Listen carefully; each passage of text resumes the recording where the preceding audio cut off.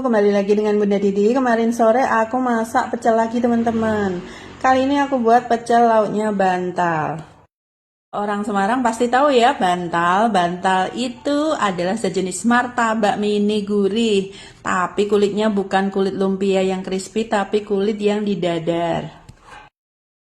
Oke, jadi aku resep bantalnya ya teman-teman. Ini bahan isiannya diaduk rata seperti martabak sih, tapi daun bawangnya banyak, jadi telurnya itu nggak terlalu banyak ya. Setelah itu isian tadi diisikan ke kulit yang udah didadar tadi, bentuk segi empat seperti bantal, lalu goreng hingga matang. Nah untuk bumbu pecelnya aku nggak bikin ya teman-teman karena udah nemu yang enak sekarang, jadi tinggal diseduh aja pakai air panas. Pecel bantalnya udah siap disajikan. Aku lauknya ini pakai iso goreng, kebetulan di freezer masih ada stok iso bacem. Nah ini dia, selamat mencoba ya.